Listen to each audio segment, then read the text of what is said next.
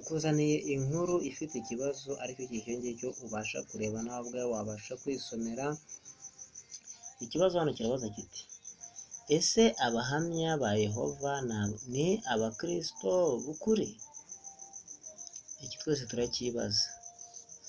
Twebwe abahamya ba Yehova twemera ko turi abakristo b'ukuri. Kubera iki? Reka turebe aho imyizerere yacu ishingiye. Izina ridutandukanya n'abandi ni urukundo dukundana.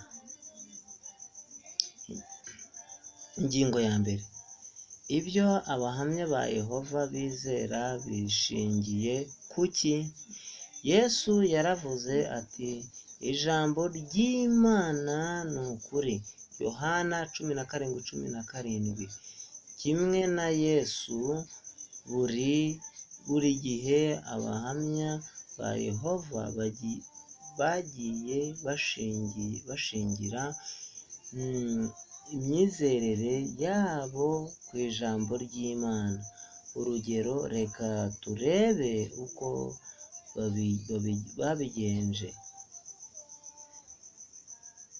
Mu ntangiriro y'amateka yabo mu myaka 1870, abari bagize itsinda ry'abigishwa ba Bibiliya batangiye gusuzuma Bibiliya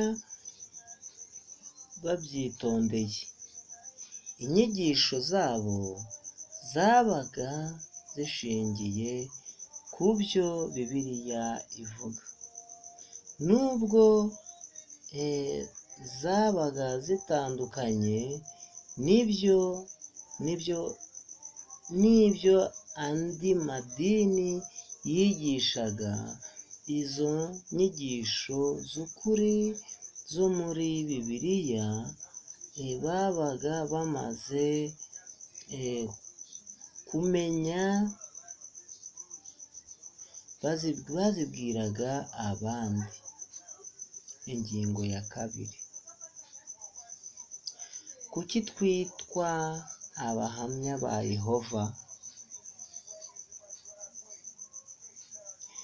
Yehova avuga ko abamusenga ari abahamya be, kubera ko bamuvugaho ukuri. Abaheburayo 11:4 n'ibice 12:1. Urugero, mu bihe bya kera Imana yabwiye abari bagize ubwoko bwayo ati, muri abahamya banjye. Soma muri Yesaya 43:10. Yesu nawe yitwa umuhamya wizerwa. Ibyahishuwe 1:5.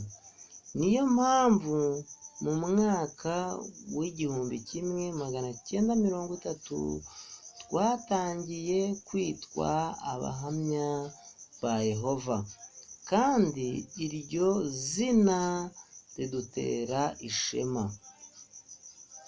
Ingingo ya gatatu: abahamya ba Yehova bagaragaza bate urukundo nk'urwa Yesu?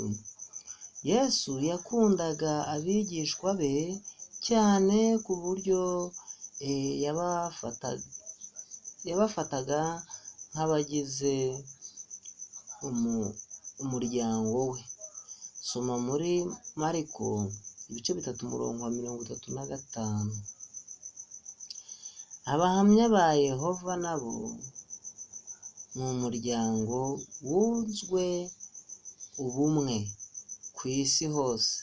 Niyo mpamvu twitana abavandimwe cyangwa bashiki bacu. Filemoni igice cya mbere umurongo wa 2. Nanone twumvira itegeko rivuga ngo mukunde umuryango wose w'abavandimwe.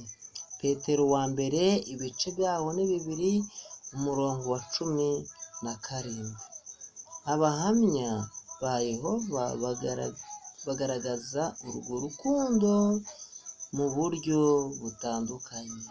Urugero, bita kuri bagenzi babo bo hirya no hino ku isi bakeneye gufashwa.